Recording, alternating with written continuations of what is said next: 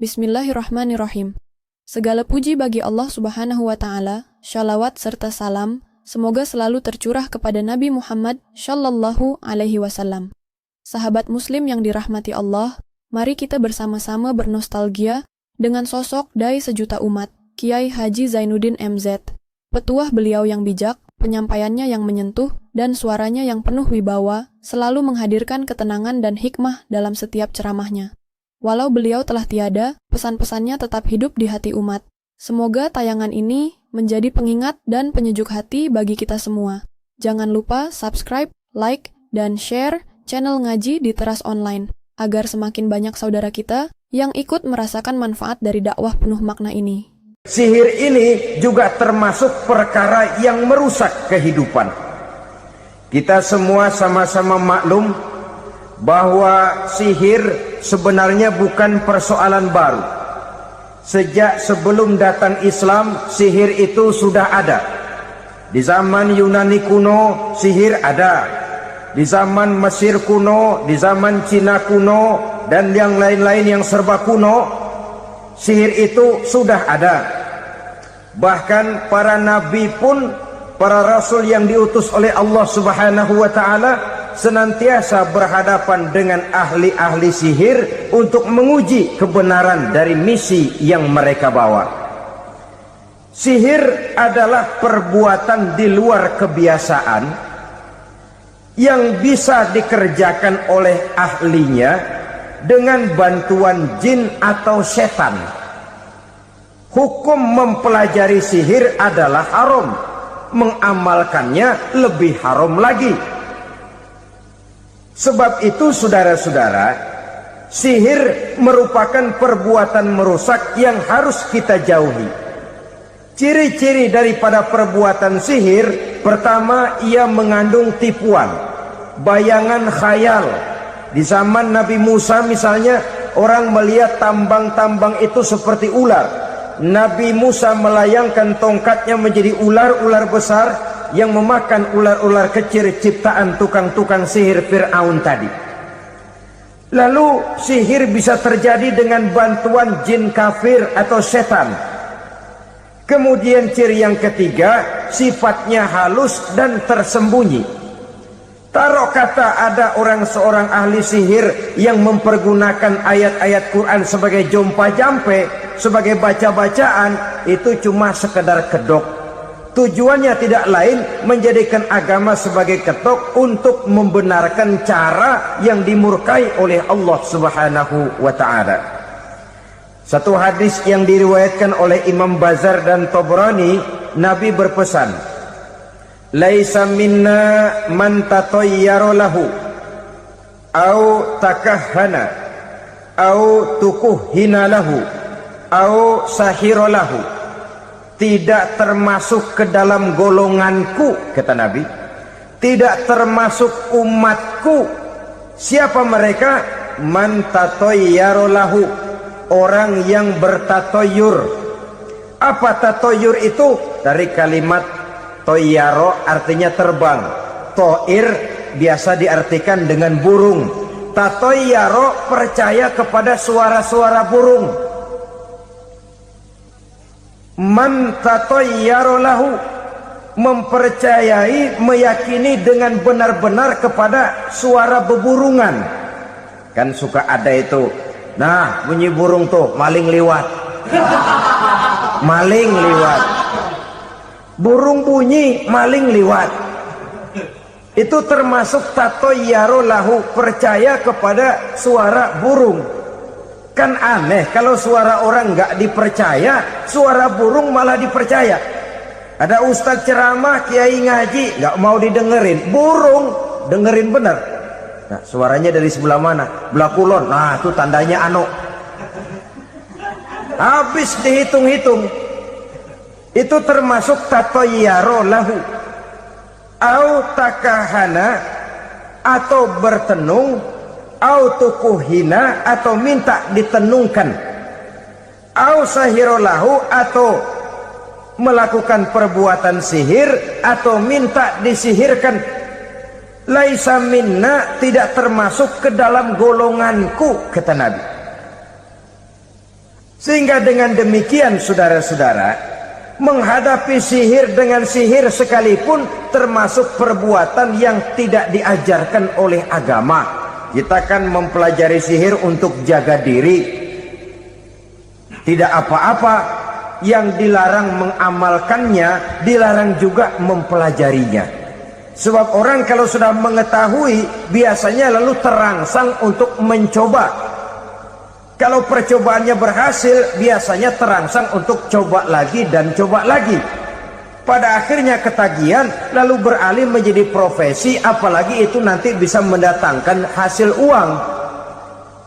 Saudara-saudara kaum muslimin rahimakumullah, kita manusia makhluk nyata, kita hidup di alam nyata, terikat oleh sunnatullah, causality. Oleh karenanya bagi kita keyakinan yang penuh, keikhlasan di dalam bertuhankan Allah, penyerahan diri sepenuhnya hanya kepadanya, itu sudah merupakan obat penangkal yang sangat ampuh agar kita tidak terkena penyakit-penyakit yang dibuat oleh setan dan para pembantunya. Sehingga beberapa ayat Quran mengajarkan, misalnya a'udzu bikalimatillahi tammati min syarri ma khalaq, atau bismillazi la yadurru ma'asmihi syai'un fil ardi wala fis sama', dengan menyebut nama Allah yang tidak bisa mendatangkan bahaya sedikit pun dari baik yang datang dari langit maupun yang datang dari bumi. Jiwa yang kosong dari keyakinan yang penuh kepada Allah, jiwa yang penuh was-was dan ragu-ragu, itu yang mudah terserang oleh penyakit-penyakit yang dikerjakan oleh para tukang-tukang sihir, yaitu oleh setan dan seluruh para pembantunya. Kemudian hadis kedua yang diriwayatkan oleh Imam Ibnu Hibban, Nabi bersabda, la yadkhulul jannata mudminu khamrin wala mu'minu bisihrin wala qati'u rahmin. Tidak masuk surga. Ini Nabi yang bilang, tidak masuk surga. Siapa itu? Pertama, mudminu khamrin, orang yang berkekalan dalam mabuk.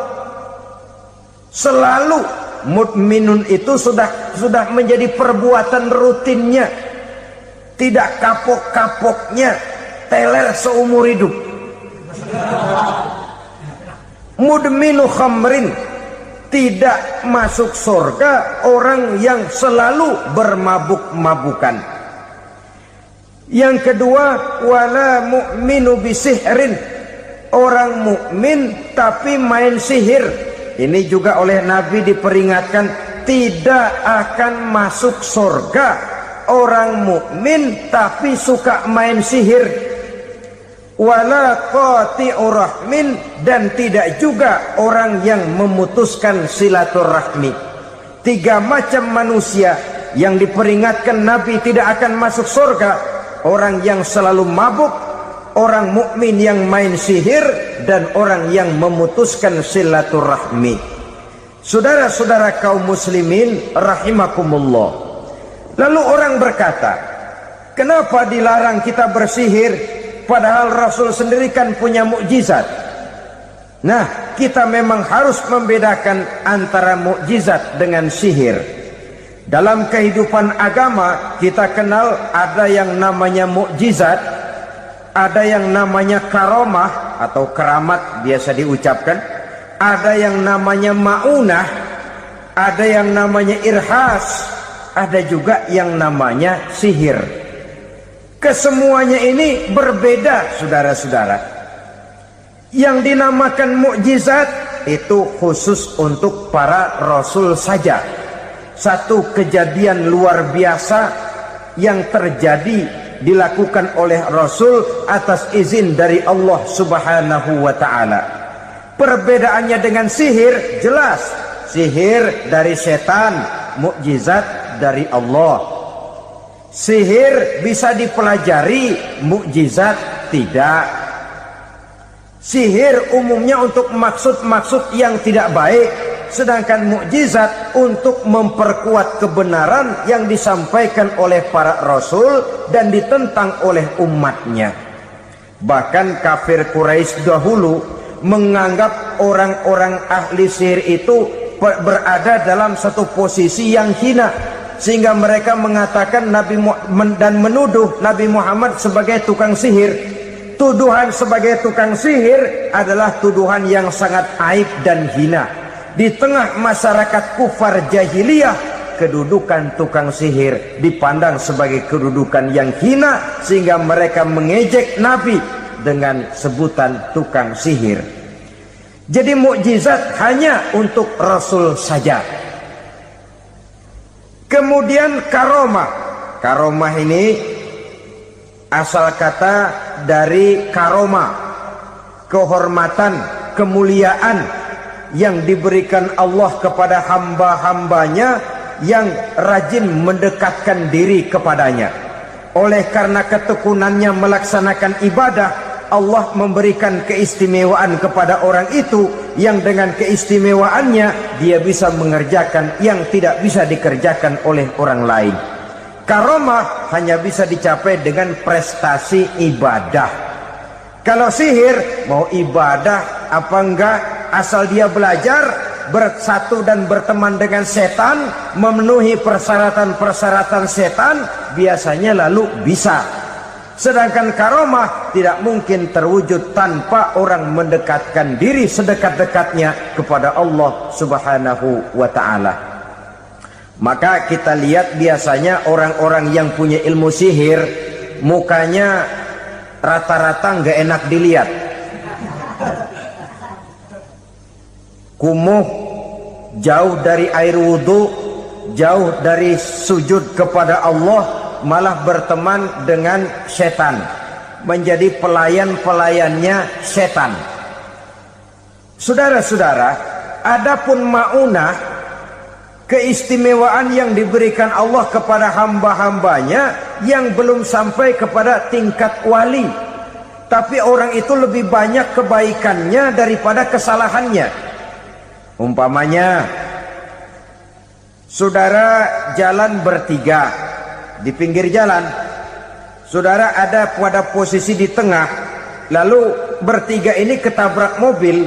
Menurut perhitungan saudara mati lebih dahulu. Tapi terjadi hal yang aneh, dua teman saudara mati, saudara malah cuma luka dan lecet sedikit saja. Apa itu? Kalau kita lebih banyak kebaikannya daripada kesalahannya, itu yang dinamakan ma'unah, pertolongan yang diberikan Allah kepada hamba-hambanya yang lebih banyak kebaikannya daripada kesalahannya. Sedangkan yang dinamakan irhas, kejadian luar biasa pada diri seseorang pada waktu dia masih kecil, yang menunjukkan tanda-tanda keistimewaannya. Itu umumnya pada para nabi pada usia kecilnya sudah ada irhas, tanda-tanda istimewa. Jelas baik mukjizat, karomah, maunah maupun irhas berbeda dengan sihir. Sihir ini jelas saja merupakan bantuan dan persekutuan antara manusia dengan setan.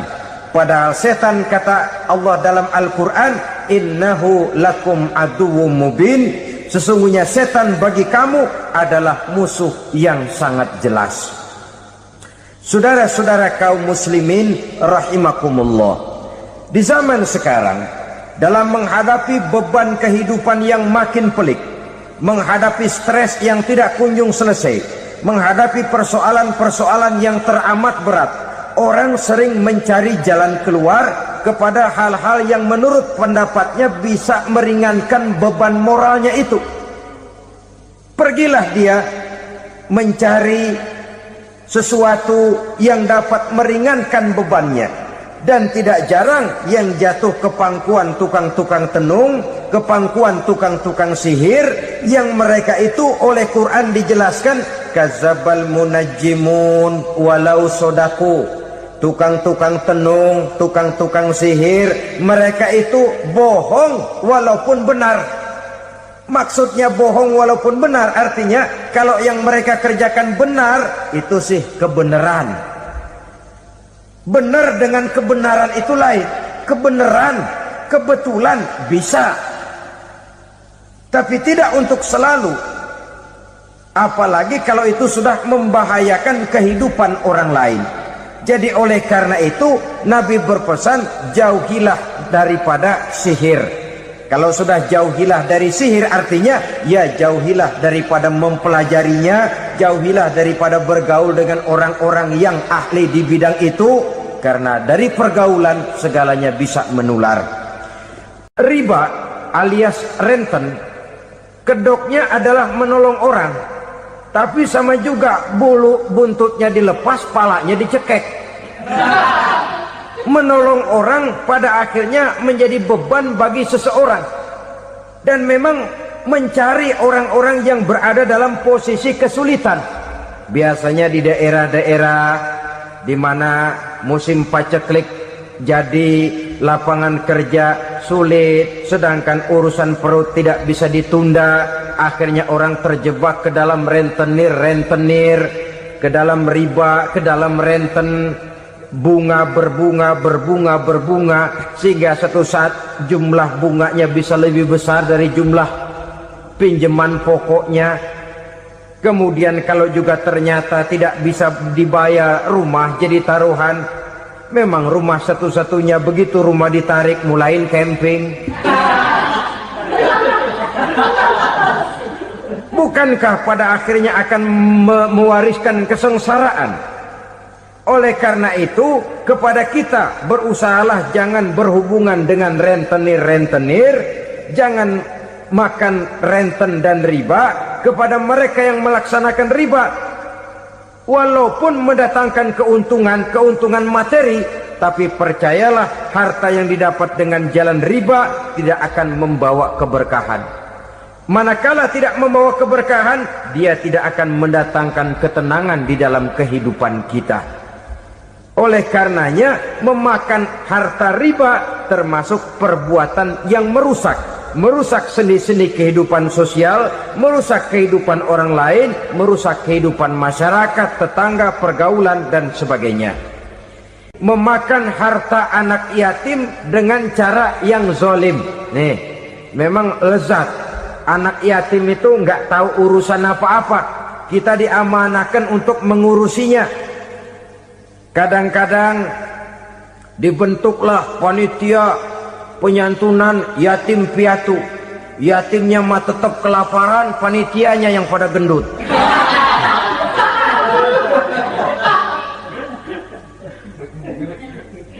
Padahal memakan harta anak yatim termasuk perbuatan dosa besar.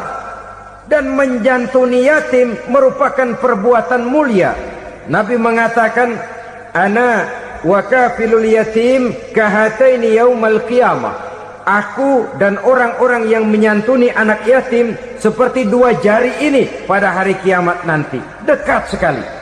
Jikalau ingin di hari akhir nanti dekat dengan Rasul, bersahabatlah dengan anak-anak yatim. Jadilah pengurus anak-anak yatim. Bangunlah panti-panti asuhan yatim. Pada saat bapak ibunya meninggal, kitalah yang menjadi orang tuanya. Bahkan sedemikian besar perhatian Islam terhadap anak-anak yatim ini, sehingga Quran memberikan peringatan, ara'aital ladzi yukadzibu bid-din fadzalikal ladzi yad'ul yatim wa la yahuddu ala ta'amil miskin. Tahukah kamu siapa orang yang mendustakan agama, beragama tapi dianggap dusta, salatnya dusta, puasanya dusta karena agamanya sudah berdusta. Siapa mereka? Fazalikal ladzi yad'ul yatim, orang yang menyia-nyiakan anak yatim, wala yahuddu ala ta'amil miskin, dan tidak pernah memberi makan kepada orang-orang yang menderita kemiskinan. Menyia-nyiakan, meninggalkan anak yatim termasuk perbuatan yang divonis kita sebagai orang yang mendustakan agama. Saudara-saudara kaum muslimin rahimakumullah, maka sangat dicela mengeksploitir anak-anak yatim, menjadikan mereka sebagai kedok untuk mencari kekayaan pribadi. Tetapi jikalau ikhlas, ganjarannya sangat besar. nilai pahalanya sangat besar. Menyantuni yatim tidak hanya setahun sekali. Kalau Muharram pakai istilah lebaran yatim, dibentuklah panitia, diberilah beras, uang 45.000 rupiah, alhamdulillah. Tapi jangan lupa, si yatim tidak hidup cuma satu hari. Dia tidak hidup cuma di bulan Muharram saja, dia hidup 12 bulan dalam setahun. Sebagaimana anak-anak yang lain, dia juga berhak punya masa depan. Dia juga berhak menikmati bangku sekolah. Dia berhak mengenyam arti dan makna pendidikan. Dia berhak membekali diri dengan ilmu dan pengetahuan, seperti halnya anak-anak yang lain. Maka kita yang diberikan keluasan oleh Allah, ingatlah itu, bersahabatlah dengan anak-anak yatim, santuni mereka. Perkara setahun sekali di bulan Muharram, alhamdulillah, itu bagus, bin Thayyib alias baik. Tapi tentu dan tentu sekali lagi, si yatim tidak hanya hidup di bulan Muharram. Dia hidup 12 bulan dalam setahun, 24 jam di dalam sehari. Oleh karenanya, menyia-nyiakan mereka pada saat posisi kita memang mampu akan memojokkan kita dalam satu posisi di mana kita dianggap sebagai orang yang mendustakan agama. Memakan harta anak yatim dengan cara yang zolim. Bapaknya udah meninggal, kebunnya lebar, anaknya dikelecehin. Nah, dah kamu gak usah pusing, nanti saya yang ngurus. Akhirnya bukan ngurus, nguras. Si yatim mungkin tidak tahu bahwa dia disia-siakan, haknya diambil, miliknya dizolimi. Tapi Allah yang akan membalasnya dengan seadil-adilnya. Maka makan harta anak yatim biasanya balasannya tokcer bin paten. Nggak banyak selang tempo itu, nggak percaya cobain dah. Nyobain aja kan nggak bayar, umpama. Memakan harta anak yatim dengan cara yang zolim, ganjarannya biasanya kontan. Kenapa? Ratapan si miskin, untayan air matanya, jeritan kepedihan hatinya, membuka pintu langit, permohonannya diijabah, getaran hatinya didengarkan oleh Allah. Maka balasannya biasanya kontan, spontan, tidak menunggu waktu terlalu lama. Itu di dunia, belum lagi di akhirat nanti. Bukankah dalam riwayat Mi'raj diceritakan Nabi melihat di neraka itu orang perutnya sebesar rumah. La haula wala quwata. Itu perut kayak rumah, bagaimana jalannya tuh orang. Dan memang gak jalan, diseret-seret oleh malaikat di neraka itu. Hancur perutnya, amburadul itu perut. Berantakan isinya, dibulatkan lagi, diseret lagi, hancur lagi, dibulatkan lagi. Sampai Nabi tanya, orang itu begitu berat siksanya kenapa ya Jibril? Itu Muhammad, waktu di dunia dulu rakus banget makan harta anak yatim. Begitu vonisnya, begitu menyedihkan nasibnya di akhirat. Tapi di dunia pun ketidakberkahan itu sudah membayangi kehidupannya. Oleh karena itu, kepada saudara-saudara yang mendapat titipan anak yatim, berbahagialah, karena semulia-mulia rumah adalah rumah yang di dalamnya ada anak yatim yang disantuni. Sehina-hina rumah adalah rumah di mana di dalamnya ada anak yatim yang disia-siakan. Begitu kata Nabi kita.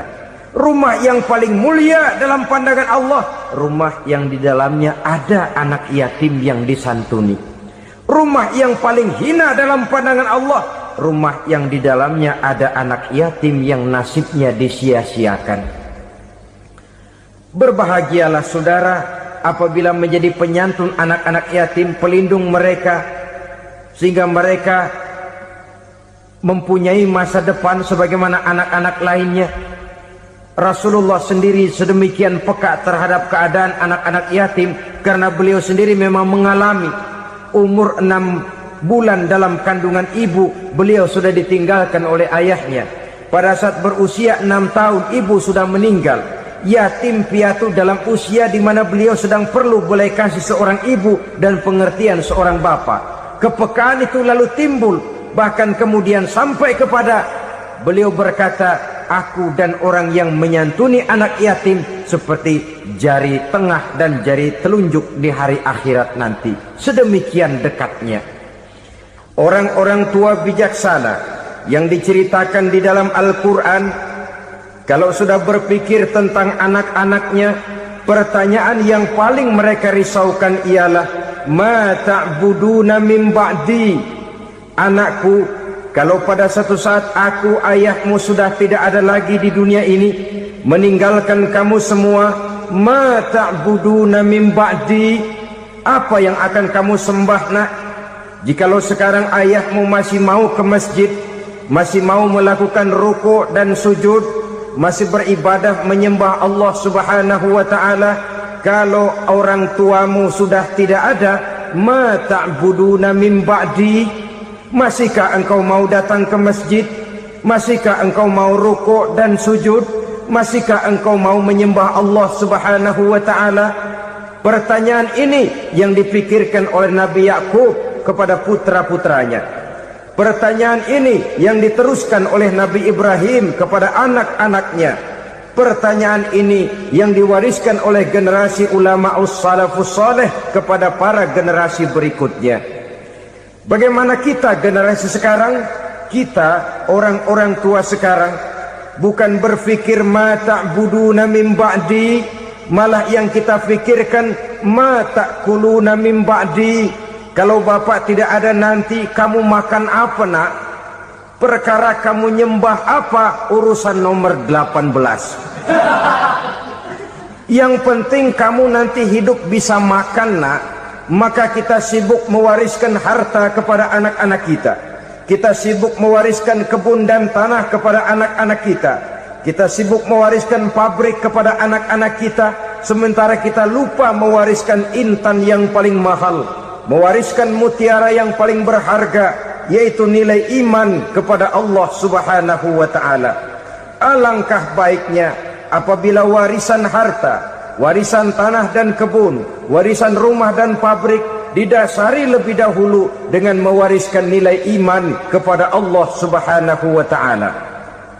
Sebagai orang-orang tua, kita boleh bersedih kalau anak kita tidak mengerti komputer. Kita boleh bersedih kalau anak kita tidak mengerti matematika. Kita boleh bersedih kalau anak kita tidak mengerti bahasa Inggris. Tapi sewajarnya lebih bersedihlah kita orang tua jikalau mempunyai anak yang tidak kenal Allah sebagai Tuhannya, yang kemudian tidak mau rukuk dan sujud kepada Allah Tuhannya. Itulah kemalangan yang paling malang bila kita meninggalkan generasi yang tidak bertauhid kepada Allah Subhanahu wa ta'ala. Betapapun anak kita tidak ngerti komputer, saudara, paling-paling kerugiannya cuma kerugian dunia.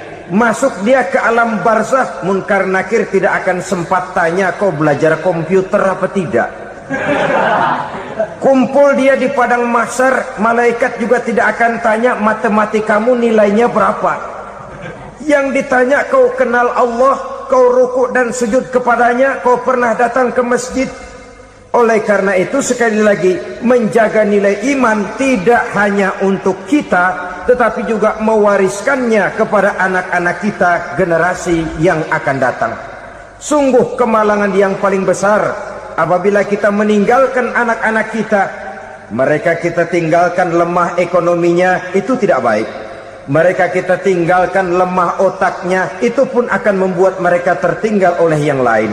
Tapi yang paling celaka, jikalau kita tinggalkan mereka dalam kondisi lemah imannya, rapuh akidahnya, tidak baik dan tidak betul keyakinan hidupnya.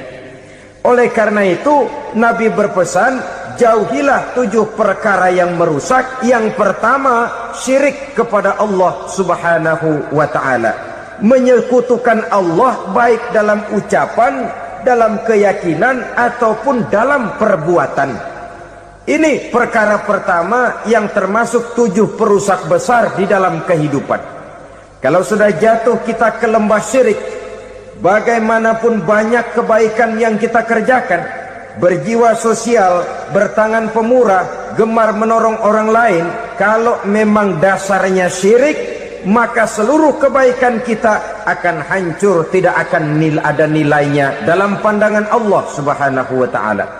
Dalam pandangan manusia, mungkin kita dicatat sebagai orang sosial, gemar menolong orang lain, tidak berpangku tangan melihat orang yang mendapat kesulitan, tapi oleh karena dasarnya syirik, dasarnya tidak mentauhidkan Allah, maka seluruh nilai kebaikan yang kita kerjakan tidak akan ada nilainya dalam pandangan Allah Subhanahu wa ta'ala. Maka jagalah iman kita, jangan sampai dihinggapi penyakit syirik yang bagaimana kecilnya sekalipun. Sekali lagi, baik syirik dalam bentuk ucapan, syirik dalam bentuk keyakinan, sampai kepada syirik dalam bentuk perbuatan, kita berhindar kepada sifat-sifat yang sedemikian itu. Karena apa? Dalam satu ayat Quran Allah Subhanahu wa ta'ala menjelaskan, innallaha la yaghfiru ayyushraka bih wa yaghfiru ma duna dzalika liman yasha.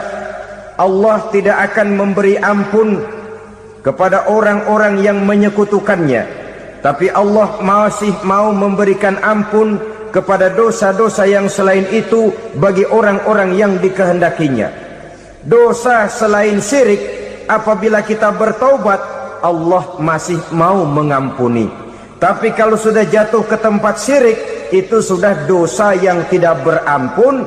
Taubatnya tidak lain melepas syirik, kembali kepada tauhid, berkeyakinan bahwa hanya ada Allah Subhanahu wa ta'ala, Tuhan satu-satunya, yang lam yalid walam yulad walam yakul lahu kufuwan ahad.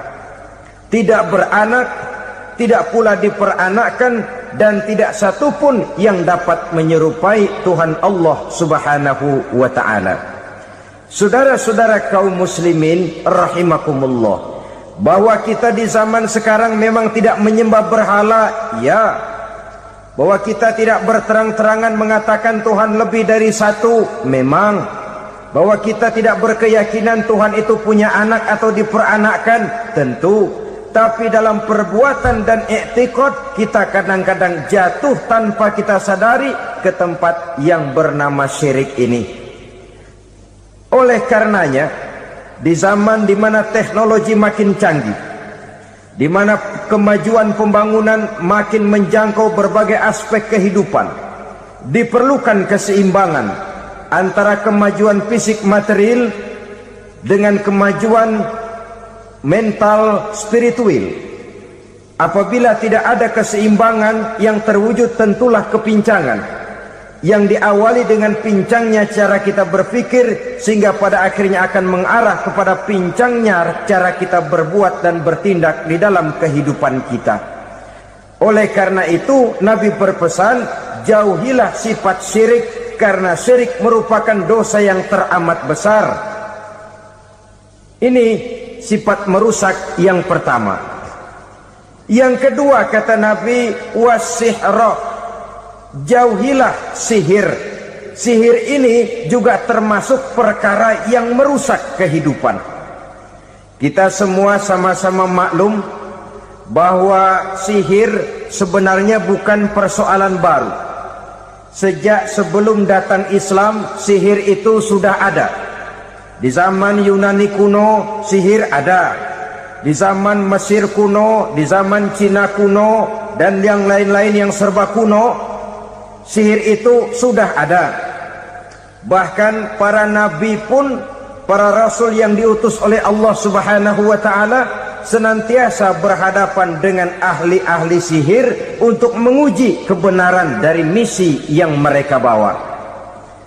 Sihir adalah perbuatan di luar kebiasaan yang bisa dikerjakan oleh ahlinya dengan bantuan jin atau setan. Hukum mempelajari sihir adalah haram, mengamalkannya lebih haram lagi.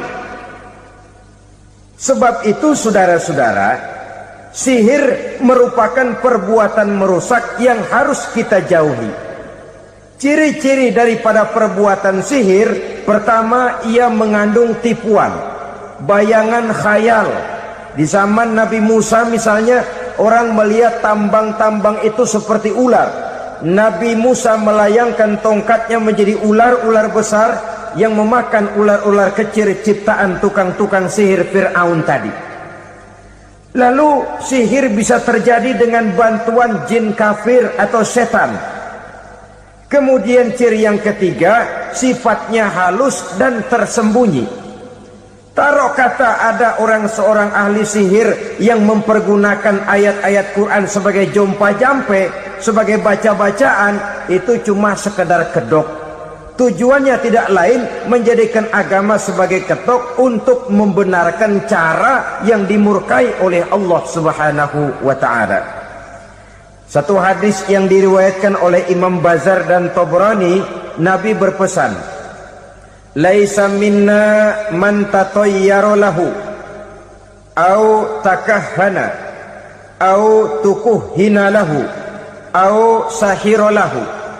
Tidak termasuk ke dalam golonganku, kata Nabi, tidak termasuk umatku. Siapa mereka? Man tatayyara lahu, orang yang bertatoyur. Apa tatoyur itu? Dari kalimat toyaro, artinya terbang. Toir biasa diartikan dengan burung. Tatoyaro percaya kepada suara-suara burung. Man tatoyaro lahu, mempercayai, meyakini dengan benar-benar kepada suara beburungan. Kan suka ada itu, nah bunyi burung tuh, maling liwat. Maling liwat. Burung bunyi, maling liwat. Itu termasuk tatoyaro lahu, percaya kepada suara burung. Kan aneh kalau suara orang nggak dipercaya, suara burung malah dipercaya. Ada ustadz ceramah, kiai ngaji, nggak mau didengerin, burung dengerin bener. Nah, suaranya dari sebelah mana? Belah kulon. Nah, itu tandanya anu. Habis dihitung-hitung. Itu termasuk tatoyaro lahu. Au takahana, atau bertenung, au tukuhina, atau minta ditenungkan, au sahiro lahu, atau melakukan perbuatan sihir, atau minta disihirkan. Laisa minna, tidak termasuk ke dalam golonganku, kata Nabi. Sehingga dengan demikian, saudara-saudara, menghadapi sihir dengan sihir sekalipun termasuk perbuatan yang tidak diajarkan oleh agama. Kita kan mempelajari sihir untuk jaga diri, tidak apa-apa. Yang dilarang mengamalkannya, dilarang juga mempelajarinya. Sebab orang kalau sudah mengetahui, biasanya lalu terangsang untuk mencoba. Kalau percobaannya berhasil, biasanya terangsang untuk coba lagi dan coba lagi. Pada akhirnya ketagihan, lalu beralih menjadi profesi, apalagi itu nanti bisa mendatangkan hasil uang. Saudara-saudara kaum muslimin rahimakumullah, kita manusia makhluk nyata. Kita hidup di alam nyata, terikat oleh sunnatullah, causality. Oleh karenanya, bagi kita keyakinan yang penuh, keikhlasan di dalam bertuhankan Allah, penyerahan diri sepenuhnya hanya kepadanya, itu sudah merupakan obat penangkal yang sangat ampuh agar kita tidak terkena penyakit-penyakit yang dibuat oleh setan dan para pembantunya.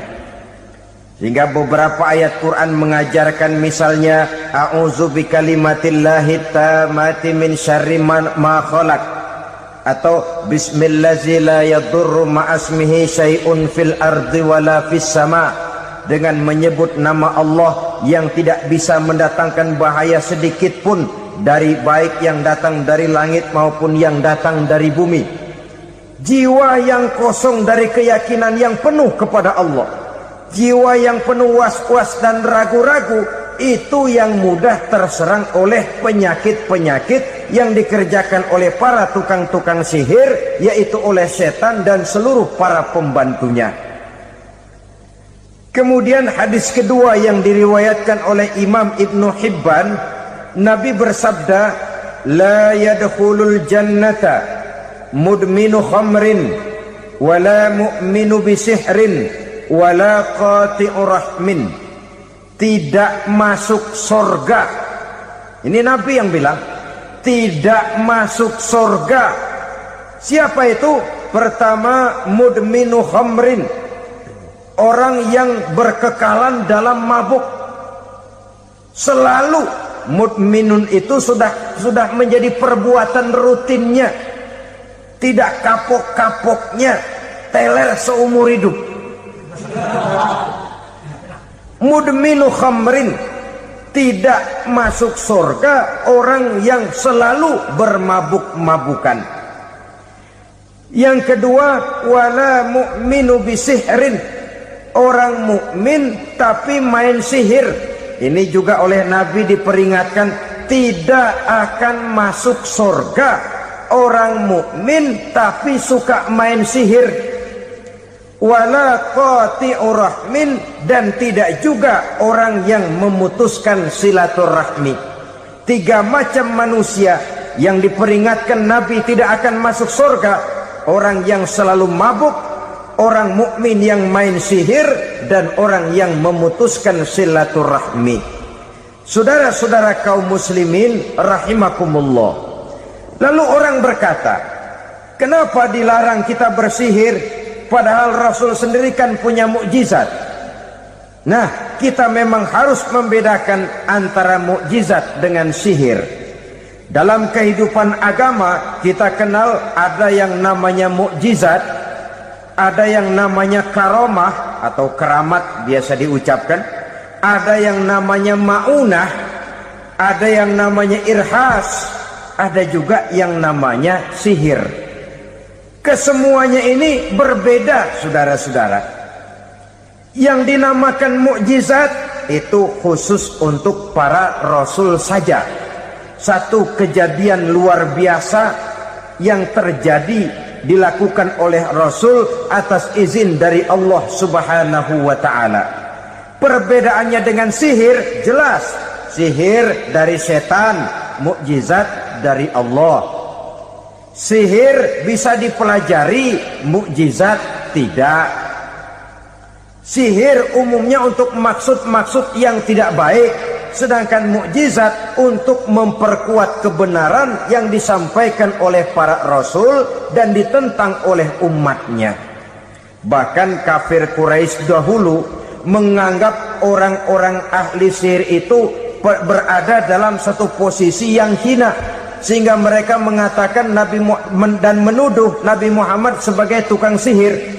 Tuduhan sebagai tukang sihir adalah tuduhan yang sangat aib dan hina.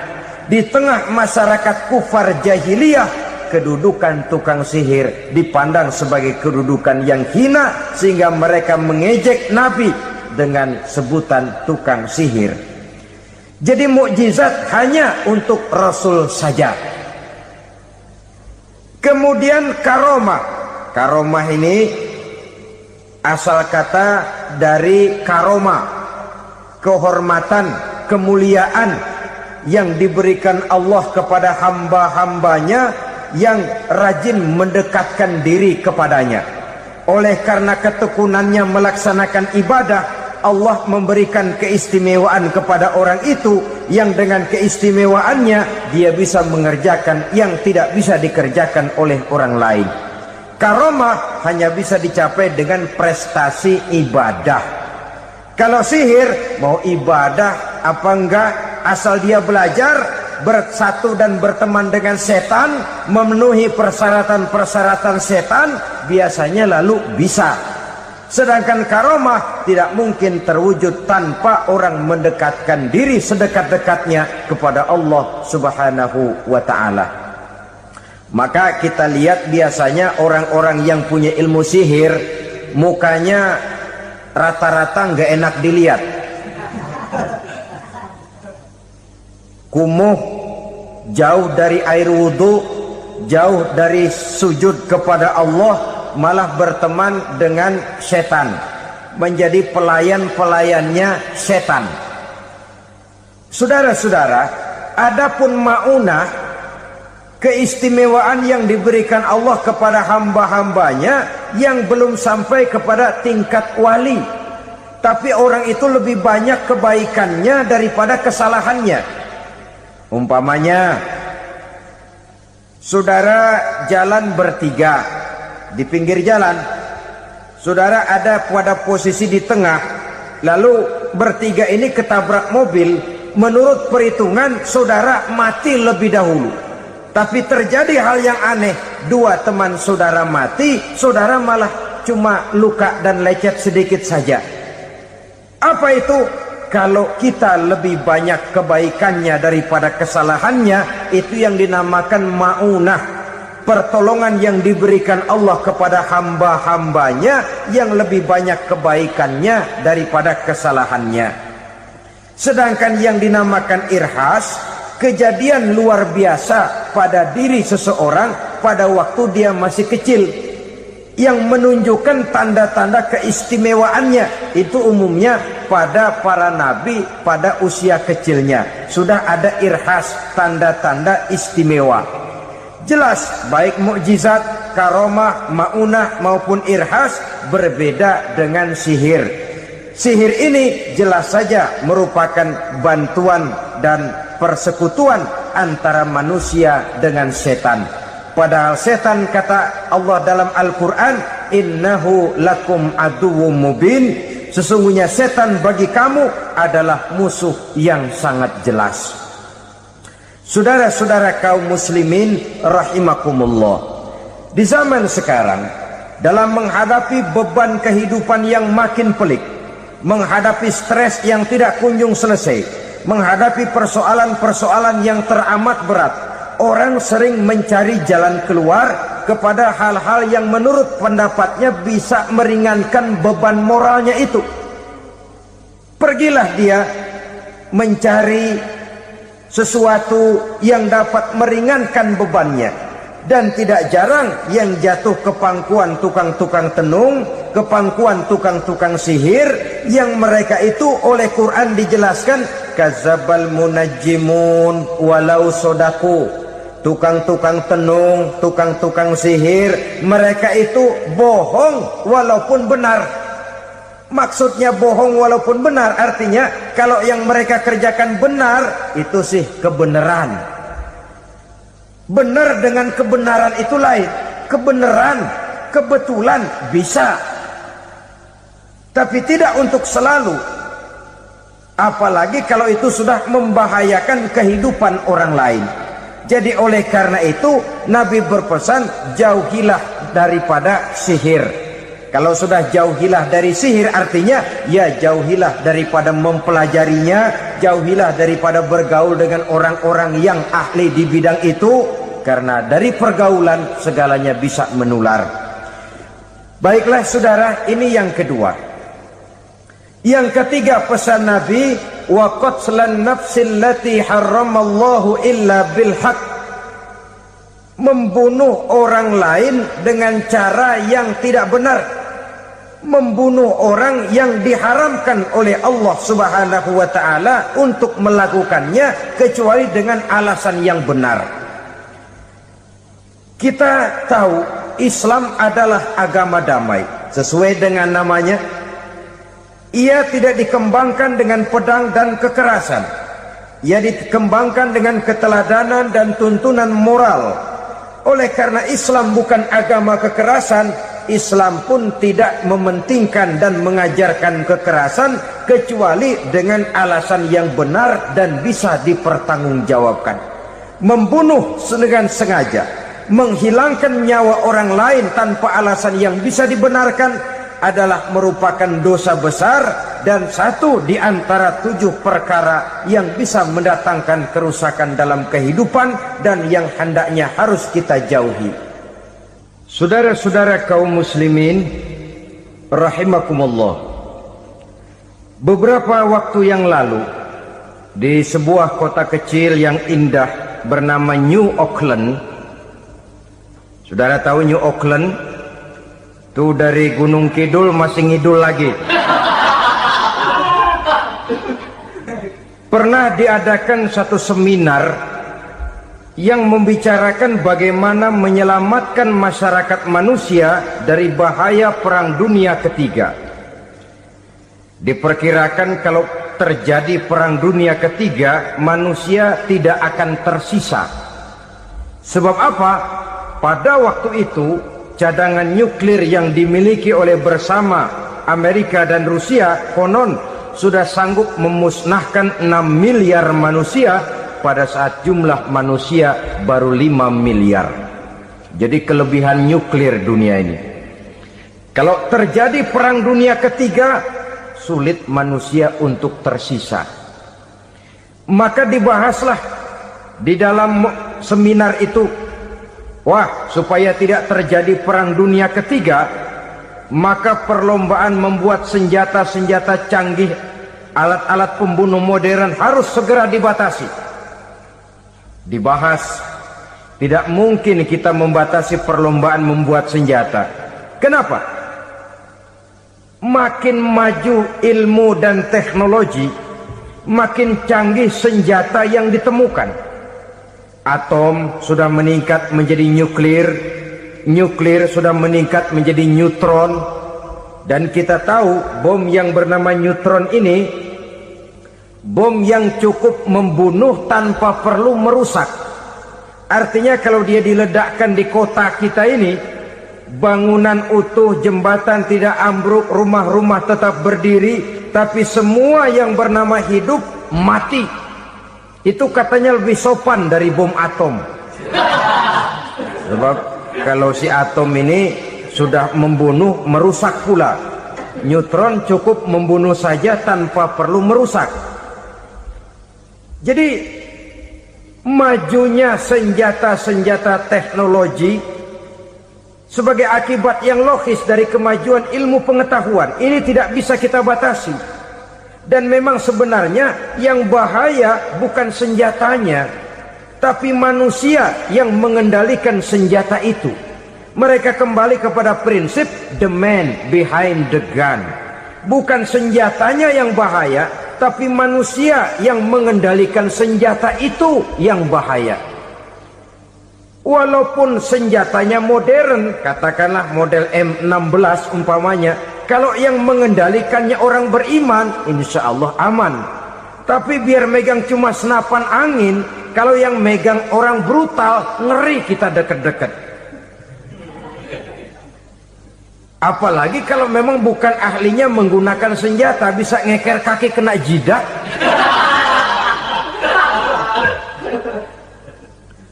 Mereka kembali kepada prinsip lama yang tetap baru. Bukan senjatanya yang harus dibatasi, manusia yang mengendalikan senjata itu yang perlu dibicarakan. Nah, kalau begitu, agar manusia tidak mempergunakan senjata sewenang-wenang, apa yang harus kita lakukan? Ya, manusianya harus bermoral. Ya, tapi moral yang mana? Di dunia ini banyak ajaran tentang moral. Itu pun mudah saja. Di sini kan kita undang saja ahli dari berbagai agama untuk membicarakan konsep perdamaian menurut agamanya masing-masing. Baik, setuju itu? Setuju. Maka tampillah para ahli agama, mereka kembali kepada prinsip moral daripada konsep yang terkandung di dalam ajaran agama untuk menegakkan perdamaian. Mula-mula naiklah ahli dari agama Hindu, dibacakan konsep perdamaian menurut ajaran agama Hindu, bahwa untuk damai manusia harus meninggalkan nafsu keduniaannya, menempuh samsara dan sebagainya untuk mencapai nirwana, menjauhi kemegahan dan kemewahan dunia. Ini lalu dibahas, rasanya juga tidak mungkin ini. Kemudian dari agama Nasrani, bahwa untuk damai manusia harus menciptakan sifat kasih sayang.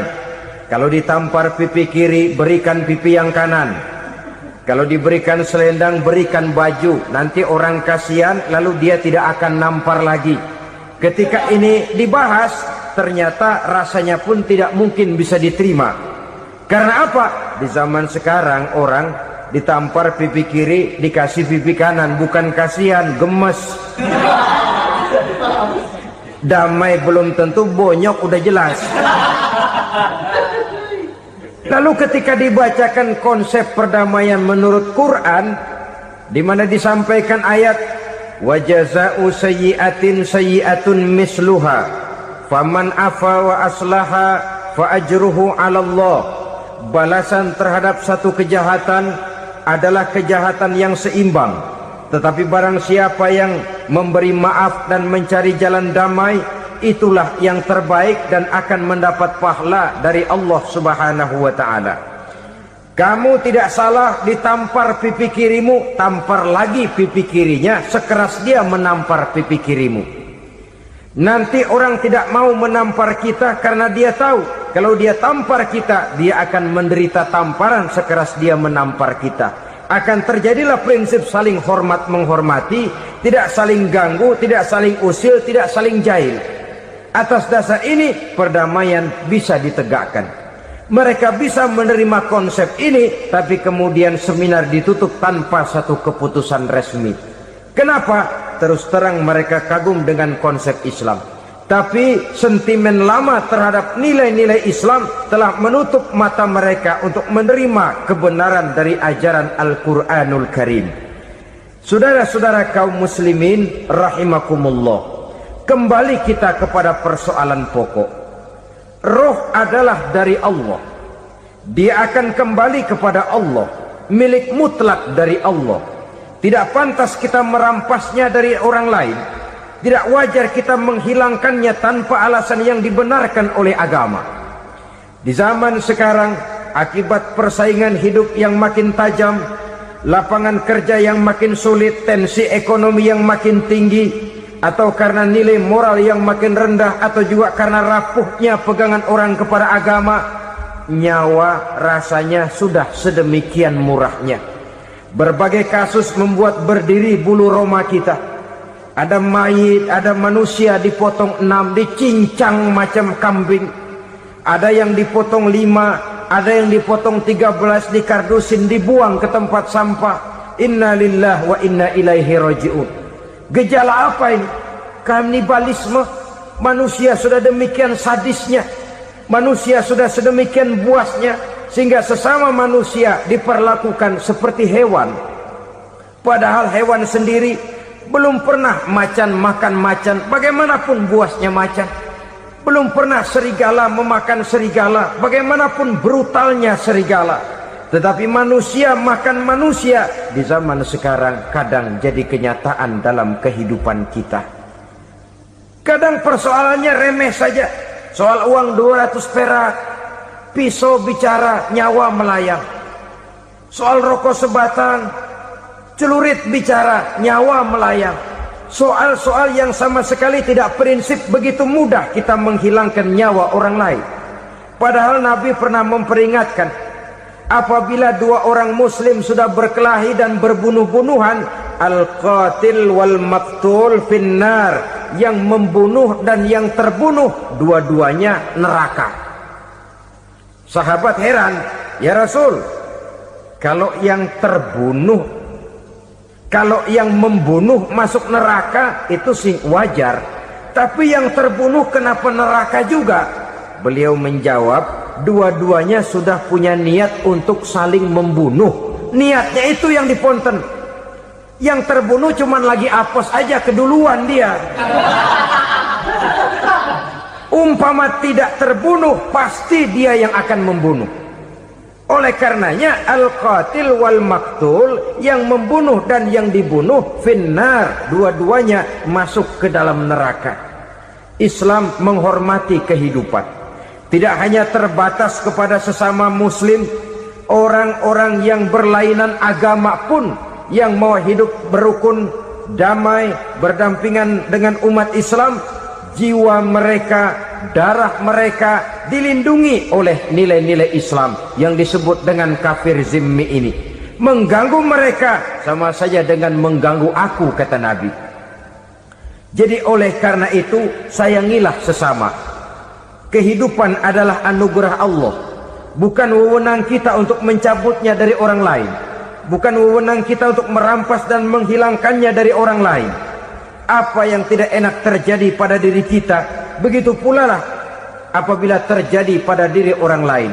Sehingga Nabi mengatakan, la yu'minu ahadukum hatta yuhibba li akhihi ma yuhibbu li nafsihi. Belum dikatakan beriman seseorang kamu apabila dia belum mencintai saudaranya seperti ia mencintai dirinya sendiri. Apa yang enak dirasakan oleh orang lain, enak juga dirasakan oleh dia. Mengukur orang lain dengan diri sendiri. Kalau orang lain tanpa salah saya fitnah, kalau saya tanpa salah difitnah orang, enak apa enggak? Enggak, orang lain juga begitu. Kalau orang lain tanpa salah saya tempeleng kepalanya, enak apa tidak? Tidak. Orang lain juga begitu. Yang tidak enak terjadi pada diri kita, tentu tidak enak juga kalau terjadi pada orang lain. Mengukur orang lain dengan diri sendiri, sehingga tidak timbul sifat egois, tidak menari di atas bangkai orang lain, tidak mendirikan kebahagiaan di atas untayan air mata orang lain. Sehingga dengan demikian saudara-saudara, dia bisa menghormati kehidupan, menghormati orang lain sebagaimana dia ingin dihormati. Inilah perbuatan ketiga yang merusak, membunuh orang lain dengan yang diharamkan Allah tanpa alasan yang benar. Yang ketiga. Kemudian yang keempat, perbuatan merusak wa aklar riba, makan riba. Hidup adalah tolong menolong. Bahasa kerennya take and give katanya. Saling memberi dan saling menerima. Nabi mengajarkan, man kuraba kurbatan min kurabid dunia karaballahu lahu kurbatan min kurabi yaumal qiyamah wallahu fi aunil abdi madamal abdu fi auni akhihi. Siapa yang meringankan beban dari beban-beban yang dirita seseorang di dalam kehidupan dunia, Allah akan meringankan bebannya daripada beban-beban yang harus dipikulnya di hari kiamat nanti. Wallahu fi aunil abdi madamal abdu fi auni akhihi. Allah senantiasa akan menolong seorang hamba selama hamba itu masih mau menolong saudaranya. Allah selalu akan menolong seorang hamba selama hamba itu masih mau menolong saudaranya. Apabila kita sudah berpangku tangan terhadap kesulitan orang lain, biasanya pun pada saat kita mendapat kesulitan, kita akan sulit juga memperoleh pertolongan. Nah, riba alias renten, kedoknya adalah menolong orang, tapi sama juga bulu buntutnya dilepas, palanya dicekek. Menolong orang pada akhirnya menjadi beban bagi seseorang. Dan memang mencari orang-orang yang berada dalam posisi kesulitan. Biasanya di daerah-daerah di mana musim paceklik jadi lapangan kerja sulit, sedangkan urusan perut tidak bisa ditunda, akhirnya orang terjebak ke dalam rentenir, ke dalam riba, ke dalam renten. Bunga berbunga, sehingga satu saat jumlah bunganya bisa lebih besar dari jumlah pinjaman pokoknya. Kemudian kalau juga ternyata tidak bisa dibayar, rumah jadi taruhan. Memang rumah satu-satunya, begitu rumah ditarik mulain camping. Bukankah pada akhirnya akan mewariskan kesengsaraan? Oleh karena itu, kepada kita berusahalah jangan berhubungan dengan rentenir, jangan makan renten dan riba. Kepada mereka yang melaksanakan riba, walaupun mendatangkan keuntungan materi, tapi percayalah harta yang didapat dengan jalan riba tidak akan membawa keberkahan. Manakala tidak membawa keberkahan, dia tidak akan mendatangkan ketenangan di dalam kehidupan kita. Oleh karenanya, memakan harta riba termasuk perbuatan yang merusak sendi-sendi kehidupan sosial, merusak kehidupan orang lain, merusak kehidupan masyarakat, tetangga, pergaulan dan sebagainya. Yang kelima, wa akla malil yatim, memakan harta anak yatim dengan cara yang zolim. Nih, memang lezat. Anak yatim itu nggak tahu urusan apa-apa. Kita diamanahkan untuk mengurusinya. Kadang-kadang dibentuklah panitia penyantunan yatim piatu. Yatimnya mah tetap kelaparan, panitianya yang pada gendut.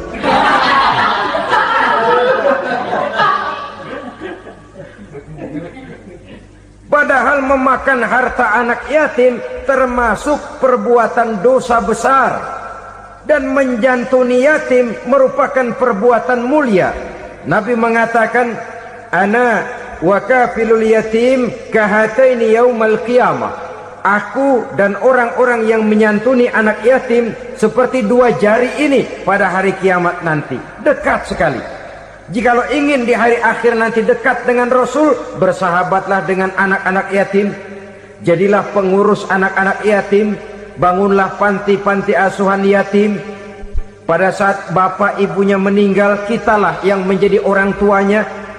Bahkan sedemikian besar perhatian Islam terhadap anak-anak yatim ini, sehingga Quran memberikan peringatan, ara'aital ladzi yukadzibu bid-din fadzalikal ladzi yad'ul yatim wa la yahuddu ala ta'amil miskin. Tahukah kamu siapa orang yang mendustakan agama, beragama tapi dianggap dusta, salatnya dusta, puasanya dusta karena agamanya sudah berdusta. Siapa mereka?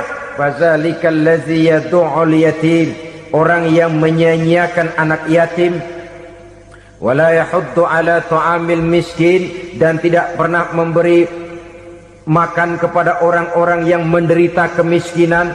Menyia-nyiakan, meninggalkan anak yatim termasuk perbuatan yang divonis kita sebagai orang yang mendustakan agama. Saudara-saudara kaum muslimin rahimakumullah, maka sangat dicela mengeksploitir anak-anak yatim, menjadikan mereka sebagai kedok untuk mencari kekayaan pribadi. Tetapi jikalau ikhlas, ganjarannya sangat besar, nilai pahalanya sangat besar. Menyantuni yatim tidak hanya setahun sekali. Kalau Muharram pakai istilah lebaran yatim, dibentuklah panitia, diberilah beras, uang 45.000 rupiah, alhamdulillah. Tapi jangan lupa, si yatim tidak hidup cuma satu hari. Dia tidak hidup cuma di bulan Muharram saja. Dia hidup 12 bulan dalam setahun. Sebagaimana anak-anak yang lain, dia juga berhak punya masa depan. Dia juga berhak menikmati bangku sekolah. Dia berhak mengenyam arti dan makna pendidikan. Dia berhak membekali diri dengan ilmu dan pengetahuan, seperti halnya anak-anak yang lain.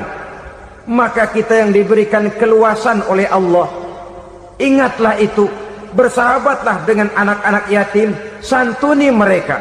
Perkara setahun sekali di bulan Muharram, alhamdulillah, itu bagus, bin Thayyib alias baik. Tapi tentu dan tentu sekali lagi, si yatim tidak hanya hidup di bulan Muharram. Dia hidup 12 bulan dalam setahun, 24 jam di dalam sehari. Oleh karenanya, menyia-nyiakan mereka pada saat posisi kita memang mampu akan memojokkan kita dalam satu posisi di mana kita dianggap sebagai orang yang mendustakan agama, memakan harta anak yatim dengan cara yang zolim. Bapaknya udah meninggal, kebunnya lebar, anaknya dikelecehin. Nah, dah kamu nggak usah pusing, nanti saya yang ngurus. Akhirnya bukan ngurus, nguras. Si yatim mungkin tidak tahu bahwa dia disia-siakan, haknya diambil, miliknya dizolimi. Tapi Allah yang akan membalasnya dengan seadil-adilnya. Maka makan harta anak yatim biasanya balasannya tokcer bin paten. Nggak banyak selang tempo itu, nggak percaya cobain dah. Nyobain aja kan nggak bayar, umpama. Memakan harta anak yatim dengan cara yang zolim, ganjarannya biasanya kontan. Kenapa? ratapan si miskin, untayan air matanya, jeritan kepedihan hatinya, membuka pintu langit, permohonannya diijabah, getaran hatinya didengarkan oleh Allah, maka balasannya biasanya kontan, spontan, tidak menunggu waktu terlalu lama. Itu di dunia, belum lagi di akhirat nanti. Bukankah dalam riwayat Mi'raj diceritakan Nabi melihat di neraka itu orang perutnya sebesar rumah? La haula wala quwata. Itu perut kayak rumah, bagaimana jalannya tuh orang? Dan memang gak jalan, diseret-seret oleh malaikat di neraka itu. Hancur perutnya, amburadul itu perut. Berantakan isinya, dibulatkan lagi, diseret lagi, hancur lagi, dibulatkan lagi. Sampai Nabi tanya, orang itu begitu berat siksanya kenapa ya Jibril? Itu Muhammad, waktu di dunia dulu rakus banget makan harta anak yatim. Begitu vonisnya, begitu menyedihkan nasibnya di akhirat. Tapi di dunia pun ketidakberkahan itu sudah membayangi kehidupannya. Oleh karena itu, kepada saudara-saudara yang mendapat titipan anak yatim, berbahagialah, karena semulia-mulia rumah adalah rumah yang di dalamnya ada anak yatim yang disantuni.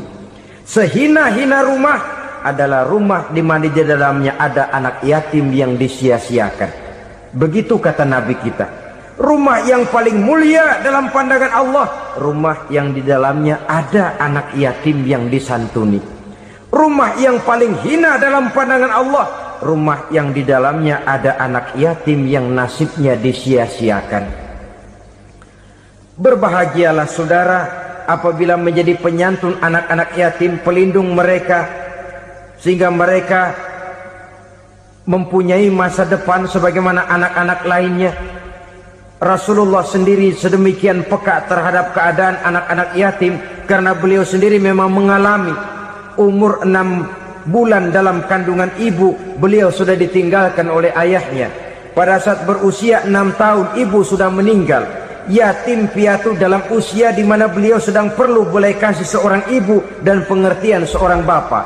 Kepekaan itu lalu timbul, bahkan kemudian sampai kepada beliau berkata, aku dan orang yang menyantuni anak yatim seperti jari tengah dan jari telunjuk di hari akhirat nanti. Sedemikian dekatnya. Baiklah ya, jadi yang kelima, memakan harta anak yatim. Jauhi, karena ini perbuatan yang merusak. Yang keenam, watawalli yaumaz zahfi, melarikan diri pada hari pertempuran. Apa ini? Khianat. Tidak konsekuen dengan konsep perjuangan.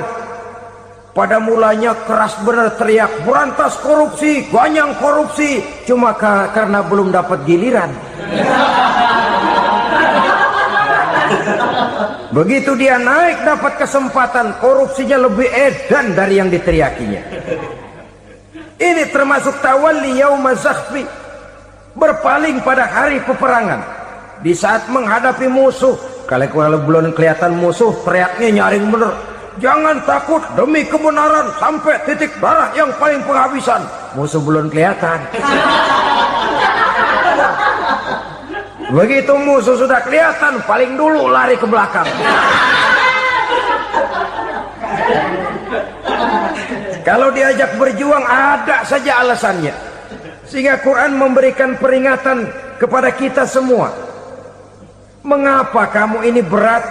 Kalau sudah diajak berjuang di jalan Allah, kakimu seperti terhunjam berakar di perut bumi. Berat untuk melangkah berjuang. Lari dari pertempuran tidak konsekuen dengan konsepsi perjuangan. Mau enaknya saja. Dalam kondisi yang sulit lalu berpangku tangan. Ini termasuk ciri munafik yang di dalam Al-Quran disindir dengan bahasa kullama adha'a lahum masyaufi wa iza azlama alaihim qamu. Waktu terang mereka jalan, giliran gelap mereka mandek. Artinya, maksudnya, kalau giliran ada untungnya aja, rame-rame teriak Islam. Tapi begitu diminta berjuang, dituntut berkorban, rame-rame mundur. Waktu dilihat di Islam ada untungnya, rame-rame teriak Islam. Pak, saya Islam banget, Pak. KTP saya Islam, Pak. Pokoknya Islam banget dah. Tapi ketika diminta berjuang, dituntut sedikit berkorban, rame-rame mengundurkan diri.